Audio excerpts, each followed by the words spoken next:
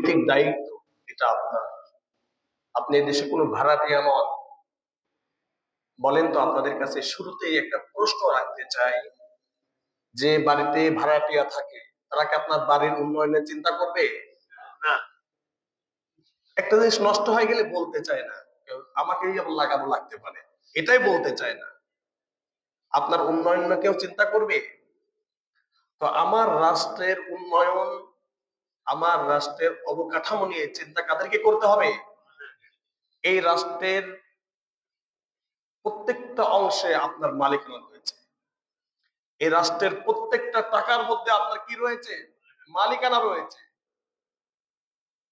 এই রাষ্ট্রে যারা কর্মচারী রয়েছে সবাই আমাদের সেবা দেওয়ার জন্য প্রস্তুত, যদিও এটা ভিন্ন হয়ে গিয়েছে, এখন তারা আমাদেরকে সেবা দেওয়ার জন্য প্রস্তুত না।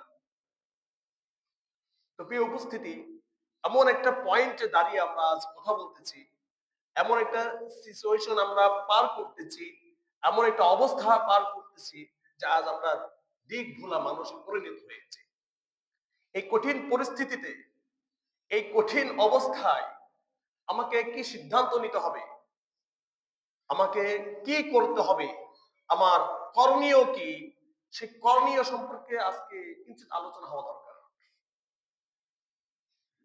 মনে রাখতে হবে, একদিনের ভুল সিদ্ধান্ত আপনাকে সারা বছর কাঁদাবে। সিদ্ধান্ত নেবেন আপনার মতো করে, সিদ্ধান্ত নেবেন আপনার মতো করে। মহান রব্বুল আলামিন আপনাকে ব্রেন দিয়েছেন, আপনাকে মেধা দিয়েছেন, এই মেধা দিয়ে আপনাকে ভাবা শক্তি দিয়েছেন। আপনি যদি এই মেধা ব্যয় না করেন, মেধা ব্যয় করেন কোথায়? কিভাবে টাকা আর্ন করতে হবে, কিভাবে নিজের উন্নয়ন করতে হবে, কিভাবে নিজের সুখ অর্জন করতে হবে, আমরা শুধু এইটা মনে করি। আপনার এই মেধা দিয়ে কত কিছু করা রয়েছে তা জানেন? আপনার এই মেধা দিয়ে অনেক কিছু করতে হবে। আপনার এই মেধা দিয়ে ভালো মানুষকে সিলেকশন করতে হবে। আপনার এই মেধা দিয়ে কে ভালো মানুষ, কার মাধ্যমে আমার এলাকার উন্নয়ন হতে পারে, কার মাধ্যমে আমার এলাকার যুব সমাজের উন্নয়ন হতে পারে, কার মাধ্যমে আমাদের মসজিদ মাদ্রাসার উন্নয়ন হতে পারে, কার মাধ্যমে ইসলামের উন্নয়ন হতে পারে, কার মাধ্যমে সন্ত্রাস, সন্ত্রাস, কিশোর গ্যাং, মদ জুয়া ইত্যাদি দূর হয়, এই বিষয়টাকে সিলেক্টেড করার দায়িত্ব এটা আপনার আর আমার। আমি সবার আগে একটু কথা বলিনি, আমি ব্যক্তিগতভাবে অনেক আগে আমি অনেক জুমায় বলেছি যে গণতন্ত্র কখনো আপনাকে ভালো কিছু এনে দিবে না। কারণ এই গণতন্ত্র কাদের আবিষ্কৃত জিনিস? মানুষের আবিষ্কৃত জিনিস। তারপরে কি আমরা বসে থাকবো? না, আমরা বসে থাকতে পারতেছি না। যেহেতু আমরা গণতন্ত্র পরিবর্তন করতে পারতেছি না, তবে গণতন্ত্র পরিবর্তন করার জন্য আমাদের মন মানসিকতা প্রস্তুত করতে হবে। বলে ঠিক কিনা? তো গণতন্ত্র পরিবর্তন করার দুইটা পন্থা। কয়টা পন্থা? সে পন্থা দুইটা মনে রাখবেন, এটা আমরা অনেকেই জানি না। গণতন্ত্র পরিবর্তন করার দুইটা পন্থা, অর্থাৎ ইসলামিক খেলাফত। একটা জিনিস, একটা দলের নাম খেলাফত, রাজনৈতিক ইসলাম ব্যবহার করলে সেটা ইসলাম হয়ে গিয়েছে, বিষয়টা কি নয়? এমন নয়। কোন দলের সাথে খেলাফত যুক্ত আছে ওইটা যে খেলাফত হয়ে গেছে, বিষয়টা কি নয়? এমন নয়। আমি যেটা বলতে চাচ্ছি, ইসলামে খেলাফত। আজ কিন্তু আমি আলোচনা করতেছি কাউকে পচানোর জন্য না, আজকে আলোচনা হবে সম্পূর্ণ একটা মিডিল পয়েন্টে থেকে। কেউ কারোর দিকে টেনে নেবেন না, মূর্খতার পরিচয় দিবেন না।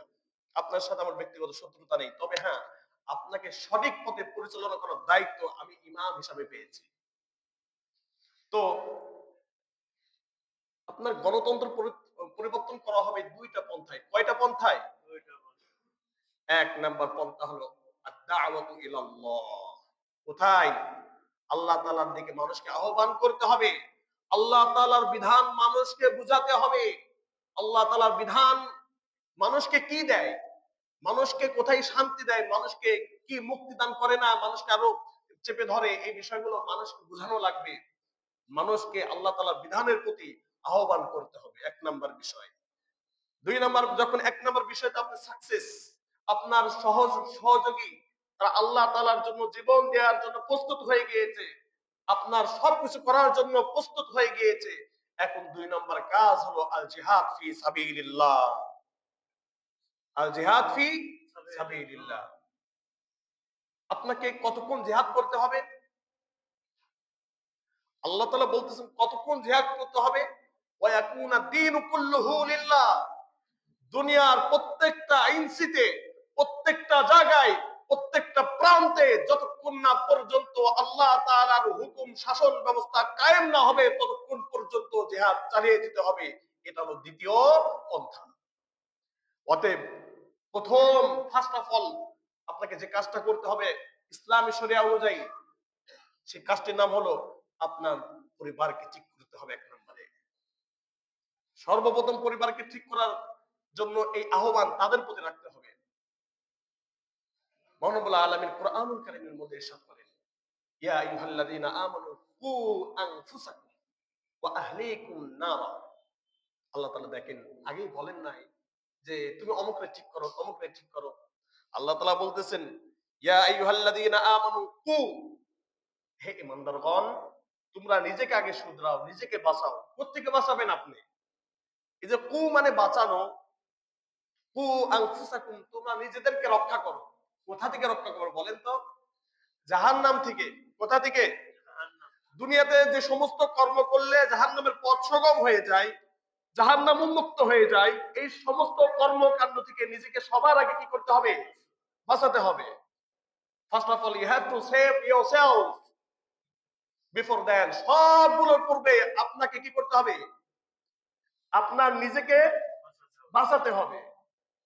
এমন সমস্ত রাস্তা থেকে, এমন সমস্ত পন্থা থেকে, এমন সমস্ত মতবাদ থেকে যে মতবাদ মানলে সে রাস্তাতে উঠলে কোথায় চলে যায়? ডিরেক্ট জাহান্নামে চলে যায়। তাহলে সর্বপ্রথম আল্লাহ তাআলা আপনাকে বাঁচার জন্য বলতেছেন। এরপরে নেক্সট কারা রয়েছে? আনফুসাকুম ওয়া আহলিকুম, তোমাদের পরিবার পরিজন। পরিবার পরিজন আপনার দাওয়াত দেওয়ার কথা দাওয়াত দিবেন, তাদেরকে বোঝানোর দরকার আপনি সেভাবে বুঝাবেন। যদি আপনার বুঝ না নেয় আপনার কর্তব্য শেষ। আপনি তাকে কলাসল ধরতে পারেন না। দেখেন নূহ আলাইহিস সালাম তার ছেলেকে কত সুন্দর করে বুঝিয়েছেন, কিন্তু বাপের কথা মানেন নাই। শেষমেশ বাপের চোখের সামনে পানিতে ডুবে ডুবে মরছে। বাপ তার জন্য দোয়া করেছেন, কিন্তু আল্লাহ তাআলা তার দোয়াটা গ্রহণ করে নাই। তো প্রিয় উপস্থিতি, আমি আমার পরিবারকে দাওয়াত দিতে পারি, যদি আমার দাওয়াতটা তারা গ্রহণ না করে সো আমি তাদের উপরে প্রেশার ক্রিয়েট করতে পারি না। হ্যাঁ, কি করতে পারি? যে তুমি আমার থেকে আলাদা হয়ে যাও। কি হয়ে যাও? তুমি আমার থেকে আলাদা হয়ে যাও। তবে দাওয়াত দেওয়া বন্ধ হবে না। কি হবে না? দাওয়াত দেওয়া বন্ধ হবে না। সুযোগ পেলে কি করতে হবে? দাওয়াত দিতে হবে। তাহলে 1 নাম্বার, এই দাওয়াতটা কোথায় কার্যকর করা লাগবে? নিজের ব্যাপারে কোরআন হাদিসের সব জিনিসগুলো আগে নিজের ব্যাপারে, নিজের উপরে সেট করতে হবে। এরপরে পরিবার পরিজন, তারপরে যখন আপনার বড় একটা সংখ্যক হয়ে গিয়েছে, নবী করিম সাল্লাল্লাহু আলাইহি ওয়াসাল্লামকে আগেই আল্লাহ তাআলা মাঠে ময়দানে জিহাদের জন্য পাঠিয়ে দেন নাই। কোথাও খুঁজে পাবেন না আপনি। একটা অবস্থান তৈরি হয়েছে, একটা অবস্থান তৈরি হয়েছে, যে অবস্থান তৈরি হওয়ার পরে মহানবুল্লাহ আলামিন বলছেন, নবী আর বসে থাকার সময় নেই। যারা এই ইসলামের প্রতিষ্ঠা লগ্নে, প্রতিষ্ঠা করতে গিয়ে যারা আপনাকে বাধা প্রদান করবে, যারা আপনার এই ইসলাম প্রতিষ্ঠাকে যারা বাধা দিবে, এটাকে যারা রুখে দিতে আসবে, তাদের বিরুদ্ধে আপনি কি হয়ে যান? দাঁড়িয়ে যান। ইয়া আইয়ুহান নাবিয়্যু হাররিদিল মুমিনিনা আলাল কিতাল। ইয়া আইয়ুহান নাবিয়্যু হাররিদিল মুমিনিনা আলাল কিতাল। আল্লাহ তাআলা এইভাবে বলছেন, হে নবী আপনি রেডি হয়ে যান, আপনি প্রস্তুত হয়ে যান, আপনাকে ফাইট করতে হবে। Get ready, you have to fight on the path of Allah. আপনাকে আল্লাহর রাস্তায় ফাইট করতে হবে। আপনাকে আল্লাহর রাস্তায় মানুষের জন্য কল্যাণ সাধনের জন্য, কল্যাণ প্রতিষ্ঠার লক্ষ্যে কি করতে হবে? যুদ্ধ করতে হবে, জিহাদ করতে হবে। অতএব কল্যাণ প্রতিষ্ঠার ক্ষেত্রে যদি কারা প্রতিবন্ধকতা সৃষ্টি করতে চায়, আল্লাহ তাআলা এদেরকে হত্যা করার হুকুম দিয়ে দিয়েছেন। কথা কি পরিষ্কার? তাহলে আমি যেটা বলতে চাইলাম যে এই যে ধারা বর্তমানে আমাদের দেশে রয়েছে, যে দল যেটাই বলুক, এই ধারাতে কখনো আপনাকে পিওর যে শান্তি, পিওর যে ইসলামী বিধান দেওয়া কোনোভাবে কি নয়, সম্ভব নয়, কারণ এই ধারায় তৈরি হয়েছে কুফরি তন্ত্রের উপরে। কিসের উপরে? কুফরি তন্ত্রের উপরে। বিষয় আপনি একটা দল করেন, সেটা আপনার ব্যক্তিগত ব্যাপার, এটা নিয়ে আমার কোনো মাথা ব্যথা নেই, আপনি করতেছেন সেটা করেন, কিন্তু বিষয়টা আপনাকে বুঝতে হবে আমি কেন আবার এই আলোচনা নতুন করে করতেছি। আমরা অনেক সময় অনেক জিনিস ভুলে যাই, হাওয়াতে উড়তে থাকি, জোয়ারে গা ভাসিয়ে দিই, নিজেকে ধরে রাখতে চাই না। তো সবাই ওইদিকে, আমি ওইদিকে, সবাই আগুনে লাভ দিচ্ছে, আমি একটু লাভ দিয়ে দেখি বাঁচতে পারে কিনা। এই জাতিকে কিভাবে বোঝাবো? তো আমি যেটা বলতে চাইলাম, আমি সবার আগে যে বিষয়টা আপনাদেরকে বলতে চাই, এই যে গণতন্ত্র পদ্ধতি, এই গণতন্ত্র পদ্ধতির ভিত্তি হলো কিসের উপরে? কুফরির উপরে। কিসের উপরে? কুফরির উপরে। তো এখন আমাদের যে অবস্থা যাচ্ছে, আমি যদি এই সব হুজুর বললেন গণতন্ত্র কুফরি, এটা থেকে কোনো সায় দেওয়া যাবে না, এটার সাথে একমত করা যাবে না, ঠিক আছে, তাহলে আমরা এখন কি করতে পারি? এখন আমরা আহওয়ানুল বালা আইন, আহওয়ানুল বালা আইন, দুই খারাপের এক খারাপকে আমরা বেছে নিতে পারি। দুই খারাপের, যারা এই গণতন্ত্র সিস্টেম অনুযায়ী নির্বাচন করার জন্য চেষ্টা করতেছে, তাদের ইশতেহার কি কি, সেই ইশতেহার গুলো, নির্বাচনের একটা ইশতেহার আছে, এটা আপনাকে বুঝতে হবে। এখন নির্বাচনের বিষয় চলতেছে, এটা আপনাকে মাথায় রাখতে হবে। এই নির্বাচনী ইশতেহার আপনাকে পড়তে হবে এবং দলের যে প্রার্থীগুলো রয়েছে তাদের অবস্থা আপনাকে জানতে হবে। এই যে 7 দিন রয়েছে, এই 7 দিনের পর 6 দিন রয়েছে, আজকে থেকে নিয়ে বৃহস্পতিবার পর্যন্ত কয়দিন রয়েছে? 6 দিন। আপনার অন্যতম একটা কাজ হলো এই প্রার্থীদের সম্পর্কে এলেম অর্জন করা। কি অর্জন করা? এলেম অর্জন করা, জ্ঞান অর্জন করা। কোন প্রার্থী কেমন, কাদের প্রার্থী বেশি ভালো, কারণ এই প্রার্থীরা আগামী দিনে আমাদের জেলা প্রতিনিধি হবে, থানা প্রতিনিধি হবে, উপজেলা প্রতিনিধি হবে, তারাই আমাদের দেশের নেতৃত্ব প্রদান করবে, তাই না? কথা, বিষয়গুলো আপনারা অনেকে বুঝতে চাচ্ছেন না। এই প্রার্থীগুলো আপনি কম্পেয়ার করবেন দুইটার মাঝে, যে দেখবেন কাদেরটা ভালো, যেদিকে ভালো হয় আপনি সেদিকে সিল মারবেন। পারবেন তো ইনশাআল্লাহ? এটা হলো শেষ কথা। কারণ এই সত্য প্রকাশ যদি না হয় তাহলে হবে না। চলেন আজ আমি আপনাদেরকে কয়েকটি কথা বলে দিই। কারণ আমরা সর্বপ্রথম যে বিষয়টা লক্ষ্য রাখবো, যারা আমাদেরকে শান্তিতে রাখতে চায়, কি রাখতে চায়? কথা বলেন, কিতে রাখতে চায়? বলেন তো অশান্তি কখন আসে? শান্তির কয়েকটা অবস্থা। একটা হলো ব্যক্তি শান্তি, একটা হলো পারিবারিক শান্তি, একটা হলো সামাজিক শান্তি। আপনাকে যেই শান্তি লক্ষ্য রাখতে হবে, আপনাকে সামাজিক শান্তি সবার আগে প্রাধান্য দিতে হবে। আপনার ব্যক্তিগত সমস্যার কারণে অশান্তি হচ্ছে, আপনার ফ্যামিলি কেন্দ্রিক অশান্তি হচ্ছে, সেটা আপনার ব্যক্তিগত ব্যাপার, সেটা আপনার ফ্যামিলি ম্যাটার। কিন্তু সামাজিক ভাবে যার মাধ্যমে শান্তি প্রতিষ্ঠা হবে, আমরা তাকে কি করব? প্রাধান্য দেব। সামাজিক ভাবে যার মাধ্যমে ওই সমাজের উন্নয়ন হবে, আমরা তাকে কি করব? প্রাধান্য দেব। একবারেই সিম্পল বিষয়।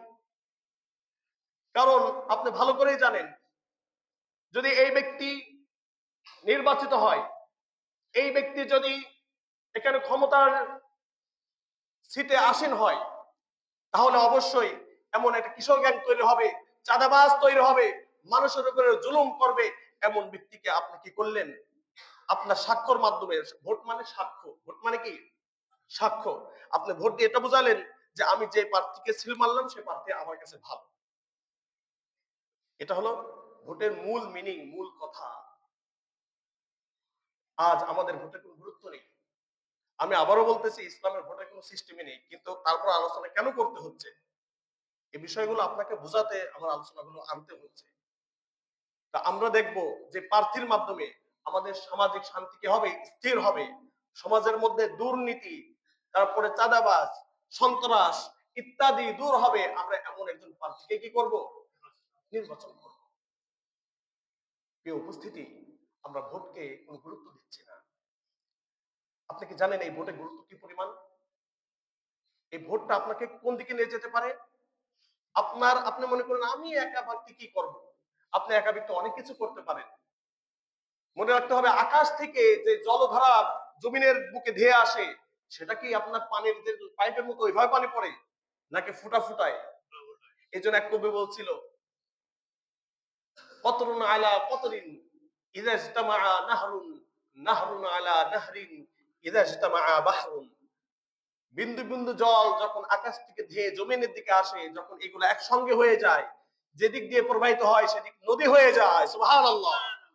আমরা দেখেছি যেদিক দিয়ে পানি প্রবাহিত হয় সেদিক মাটি কেটে কি হয়ে গিয়েছে, খাল বিল নদী নালাতে মিলিত হয়েছে। ওয়ানাহরুন আলা নাহরিন ইযা ইজতামা বাহরুন, যখন এই নদীগুলো কয়েকটা নদী একসঙ্গে কোন দিক দিয়ে মিলিত হয় সেটা মহাসাগরে পরিণত হয়। সবাই বলে সুবহানাল্লাহ ওয়া বিহামদিহি। কয়েকটা নদী যেদিক দিয়ে প্রবাহিত হয় সেদিক কি হয়ে যায়, মহাসাগর হয়ে যায়। তো প্রিয় উপস্থিতি, আপনার একটা ভোট, এটা যেমন তেমন জিনিস মনে করেন না, সেটা হলো ওই কিসের মতো, বৃষ্টির ফোঁটার মতো। এই বৃষ্টির ফোঁটা যখন একসঙ্গে হয়ে কত পানি জমিনে দেখা যায়, ঠিক আপনার একটা ভোটের পাওয়ার ঠিক ওই এক ফোঁটা বৃষ্টির ন্যায়। অতএব আপনার ভোটকে আপনি হেলাই খেলাই করবেন না। কত বড় নিকৃষ্ট প্রাণী আমরা হয়েছি, আমরা কত বড় খারাপটা জানেন, আমরা আমাদের ভোটগুলা বিক্রি করি। শাহাদাত, এটা আপনি একজনের ব্যাপারে সাক্ষ্য দিচ্ছেন, সাক্ষী কি টাকার বিনিময়ে সাক্ষী দেওয়া যায়? এটা তো সম্পূর্ণ হারাম, সম্পূর্ণ হারাম। যারা এই কাজের সাথে জড়িত তারা হারাম কাজের সাথে জড়িত। সে যে দলেরই হোক, সে যে মতবারই হোক, আমি হুজুর যদি আপনার কাছে টাকা নিয়ে যাই, আপনাকে টাকার লোভে যদি আমার পক্ষে ভোট কিনি, তাহলে আমি হুজুর হারাম কাজ করলাম, আমি হুজুরের জন্য জান্নাতে যাওয়া অনেক কঠিন। বিষয়গুলো আপনাকে বুঝতে হবে। দাড়ি রাখলে সে জান্নাতে চলে যাবে বিষয়টা এমন না। দাড়ি রাখার কাজ করতে হবে। জুব্বা পরলে যে সে জান্নাতে চলে যাবে বিষয়টা এমন না। কারণ আবুল আহাব জুব্বা পরতো, আবুল আহাবের মুখে আমার থেকে বড় দাড়ি ছিল। আবুল আহাব শুধু এইগুলা পরতো, পাগড়িও পরতো। কি পরতো? পাগড়ি পরতো। এক ধরনের একটা টুপির মতো করে পিছে একটু লেজের মতো এ ধরনের একটা পাগড়ি তারা পরতো। তাই বলুন কি আবুল আহাব মুমিন হয়ে গিয়েছে? হ্যাঁ, তবে যে মুমিন তার মুখে দাড়ি থাকবে, তার গায়ে বড় পোশাক থাকবে, ঢিলে ঢালা পোশাক থাকবে, তার মধ্যে পাগড়ি থাকা দরকার। সে সুন্নাতের অনুসারী হবে।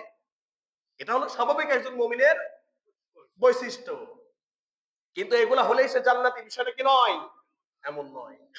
যারা এইগুলা করবে, আর যে তারা তো গুনার কাজ করতেছে।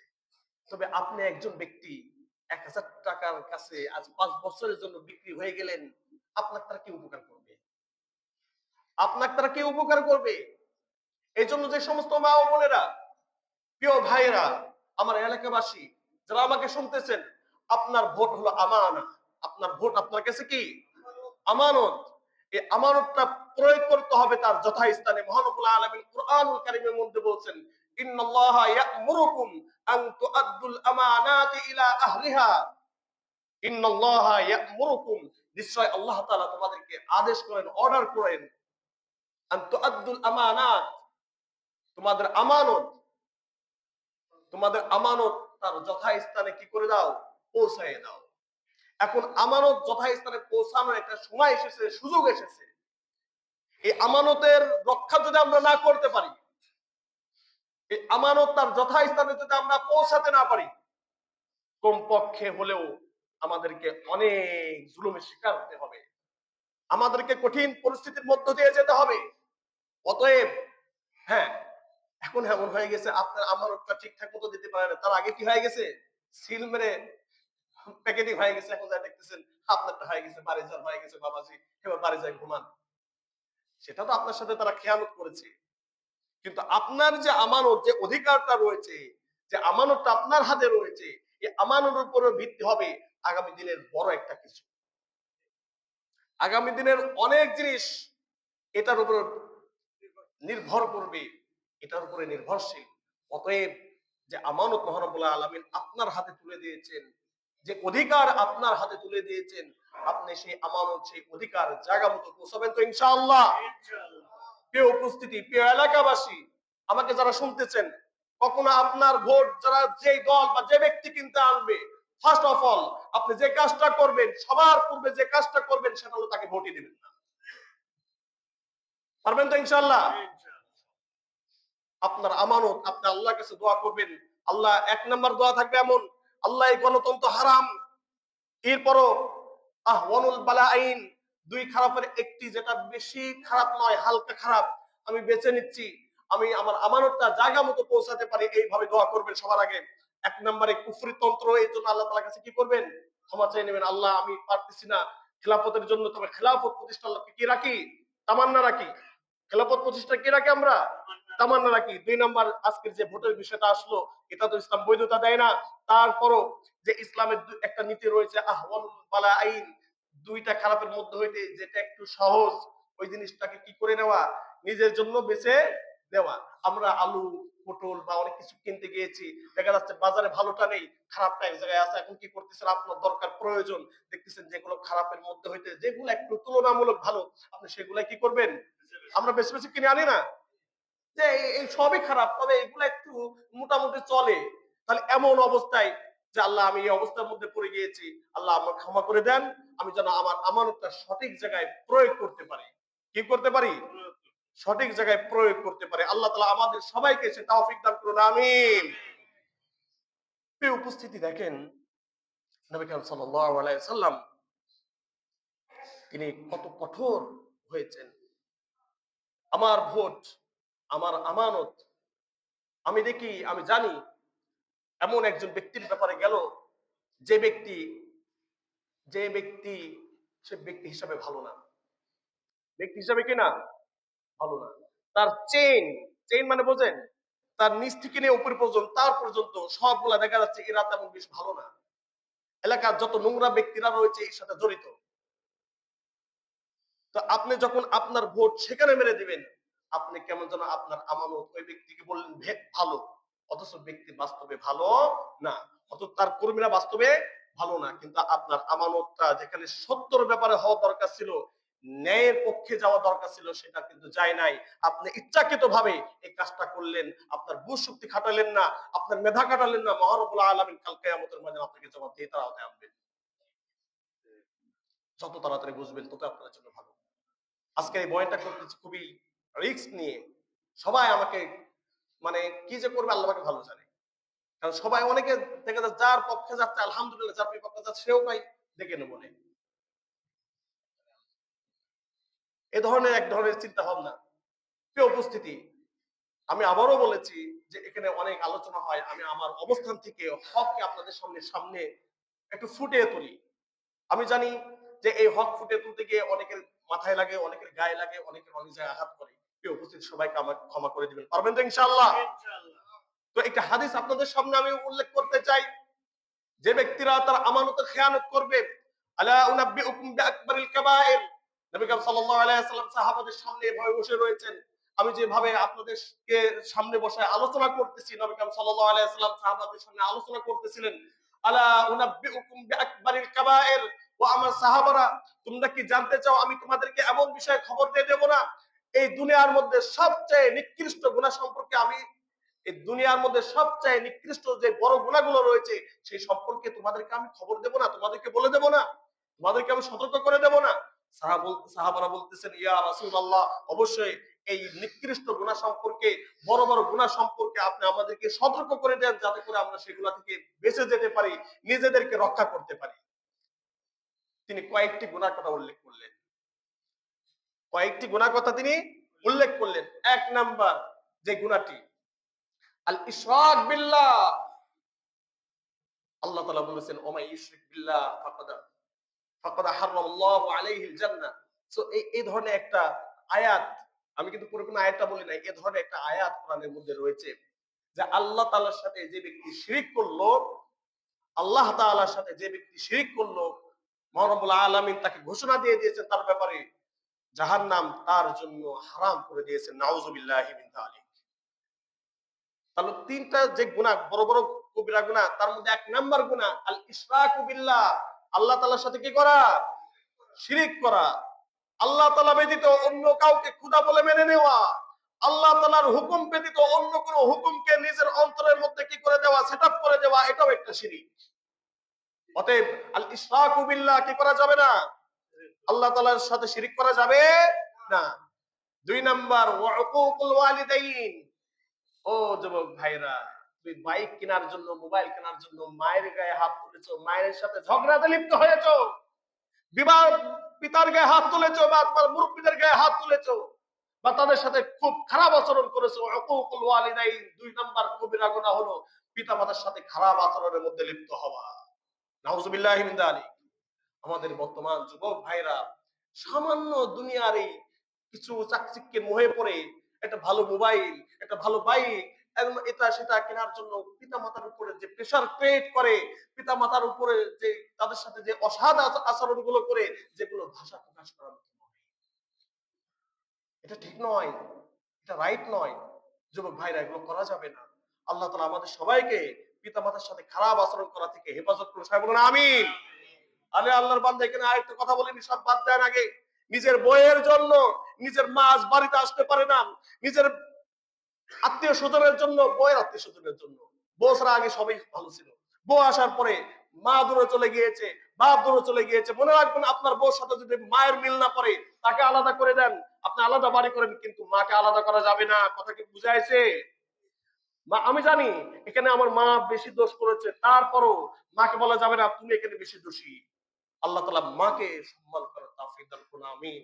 আপনি কি জানেন মা, মার ভালোবাসা, মার সম্মান কত জায়গায় কি পরিমাণ? বাপের থেকে 5 গুণ বেশি মায়ের সম্মান। সবাই বলে সুবহানাল্লাহ। ওই মায়ের সাথে আপনি খারাপ আচরণ করতেছেন, আপনার ওয়াইফের জন্য ওই মাকে দূরে ঠেলে দিয়েছেন, আপনার ওয়াইফের জন্য সুন্দর বাসাতে আপনার মা আসতে পারে না, এই বাসার কোনো দরকার নেই, এই বাসা আপনার জন্য জাহান্নামে পরিণত হবে, বলে ঠিক কিনা? আল্লাহ তাআলা আমাদের পিতা মাতাকে পরিপূর্ণ সম্মান করার তৌফিক দান করুন, আমিন। তাহলে 2 নম্বর খারাপ গুনাহ গেল, ওয়াকানা মুত্তাকিয়ান। দেখেন, অনেক সময় নবী করিম সাল্লাল্লাহু আলাইহি সাল্লাম হেলান দিয়ে বয়ান করতেন, তিনি লেকচার দিচ্ছিলেন, এই সময় তিনি কি ছিলেন? হেলান দিয়েছিলেন। ওয়াকানা মুত্তাকিয়ান ফাজালাসা, তিনি হেলান দিয়ে কথা বলতেছিলেন, হঠাৎ করে আরেকটা কবিরা গুনার বিষয় আসার পরে তিনি ফাজালাসা, সোজা হয়ে বসলেন। কি হয়ে বসলেন? মানে সতর্ক হতে, নিজেকে আর নিয়ন্ত্রণ করতে পারে নাই। তার কাছে এই 3 নম্বর যে গুণাটা আসতেছে, এটা এতটাই খারাপ হয়েছে, এতটাই কঠিন মনে হয়েছে, তিনি সোজা হয়ে বসে পড়েছেন। প্রিয় উপস্থিতি, সেই 3 নম্বর গুণাটার কথা বলবো। সেই গুণাটি হলো ফাকাল আলা ওয়া কাউলু যুর, আলা ওয়া শাহাদাতু যুর। ও আমার সাহাবারা, বিষয়টি লক্ষ্য রেখো, দুনিয়ার বুকে তোমাকে অনেক জায়গায় সাক্ষী প্রদানের জন্য ডাকা হবে, অনেক জায়গায় তোমাকে সাক্ষী প্রদানের জন্য ডাকা হবে। সাবধান, সাবধান। আলা ওয়া কাউলু যুর, কারোর ব্যাপারে মিথ্যা সাক্ষী দিবা না। সে যদি তোমার সন্তানাদি হও, তার পক্ষে অবলম্বন করা যাবে না। কুনু কাওয়ামিনা বিল কিসত লিল্লাহি শুহাদা, কুনু কাওয়ামিনা বিল কিসত। আল্লাহ তাআলা বলেছেন, তোমরা আল্লাহ তাআলার জন্য ন্যায় নিষ্ঠার পক্ষে সাক্ষী প্রদান করো। আজ আমরা সাক্ষী প্রদান করি যা জীবনে দেখিনি। সাক্ষী শাহাদা, শাহাদাতের মধ্যে একটা অর্থ রয়েছে, যেটা স্বচক্ষে দেখা হয়। কি দেখা হয়? কিন্তু যে সাক্ষ্য, যারা সাক্ষী দেওয়ার জন্য যারা গেছে, ওইটা দেখেই নাই, ঘটনা জানেই না, দেখেই নাই, তারা হয়েছে সাক্ষী। এই উপস্থিতি কত নিকৃষ্ট কাজ। আল্লাহ ওয়া কাউলু যুর, সাবধান, ও আমার সাহাবারা সাবধান।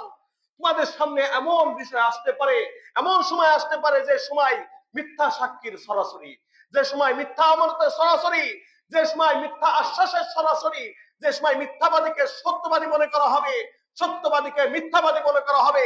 আর বড় বড় বিষয়ে, রাজনীতি বিষয়ে তুচ্ছ তাচ্ছিল্য মার্কা ব্যক্তিরা, অর্থাৎ যাদের লেখাপড়ার কোনো জ্ঞান নেই, ইসলামী কোনো জ্ঞান নেই, রাষ্ট্রীয় কোনো জ্ঞান নেই, সামাজিক কোনো জ্ঞান নেই, পারিবারিক কোনো জ্ঞান নেই, এমন সমস্ত ব্যক্তিরা রাজনীতির ময়দানে আসবে, বলে ঠিক কিনা? সেই সময় আমরা এসেছি। কথা পরিষ্কার। এখানে কোনো, আপনি মিলাই দেখবেন, আমার কথাগুলো মিলাই দেখবেন। অতএব আপনার সাক্ষী যদি খারাপ ব্যক্তির ব্যাপারে যায়, তাহলে আপনি কি প্রদান করলেন? মিথ্যা সাক্ষী প্রদান করলেন। যে সাক্ষী প্রদান করা, এই কথা বলার সময় নবী করিম সাল্লাল্লাহু আলাইহি ওয়াসাল্লাম হেলান দিয়া থেকে সোজা হয়ে বসে পড়েছেন। এটা এতটাই মারাত্মক পর্যায়ের গুনাহ, তিনি বারবার ক্ষমা ঝালাই কাররিরুহা, সাহাবাদের সামনে এই একই কথা, ও আমার সাহাবারা, মিথ্যা সাক্ষ্য থেকে বাঁচো, মিথ্যা সাক্ষ্য থেকে বাঁচো, মিথ্যা সাক্ষ্য থেকে বাঁচো, এত পরিমাণ বলতেছিলেন। সাহাবারা আল্লাহর কাছে দোয়া করতেছিলেন, ক্ষমা ঝালাই কাররিরুহা, এত পরিমাণ বলতেছিলেন, হাত্তা কুলনা, সাহাবারা বলে ফেললেন এক পর্যায়ে, হাই, যদি নবী করিম সাল্লাল্লাহু আলাইহি ওয়াসাল্লাম একটু চুপ হয়ে যেতেন। আমরা বলি না, এই লোকটা এত বলতেছে, একটু চুপ হলেই একটু আরাম পাই। আর বিরক্ত হয় নাই, নবী করিম সাল্লাল্লাহু আলাইহি ওয়াসাল্লাম এতটাই পেরেশান হয়ে গিয়েছেন, বলতে বলতে সাহাবারা সহ্য করতে পারতেছে না। কারণ নবী করিম সাল্লাল্লাহু আলাইহি ওয়াসাল্লামের একটা সেকেন্ডের কষ্ট সাহাবারা কোন সময়ের জন্য কি করতে পারে নাই, বরদাস্ত করতে পারে নাই। আপনি সাহাবাদেরকে চেনেন? সাহাবারা তো এমন, রাসূলকে বলছিল, ইয়া রাসূলুল্লাহ, মানুষ আপনাকে খারাপ কিছু বলবে, আপনাকে আক্রমণ করতে আসবে, আমরা সাহাবারা বলতেছি আপনার সামনে, আপনার ডানে, আপনার পিছনে, আপনার মাথার উপরে, আপনার পায়ের নিচে, সর্বদিক থেকে আমরা আপনাকে প্রোটেক্ট করব। ফিদাউন নাফসি লিআবিকা ইয়া রাসূলুল্লাহ। সদা সর্বদা তারা বলেছে, ইয়া রাসূলুল্লাহ, আমার পিতা মাতা, আমার বংশ আপনার ইজ্জতের জন্য কুরবান হোক। তা আমরা বলি যে রাসূল তিনি বারবার বলতেছেন, কষ্ট হচ্ছে, সাহাবারা এটা বরদাস্ত করতে পারতেছেন না। তারা বলতেছেন, হাই যদি এখন রাসূল একটু চুপ হয়ে যান, আমরা একটু আরাম পাই। মানে রাসূলের কষ্ট হচ্ছে, আমরা সহ্য করতে পারতেছি না। তাহলে এই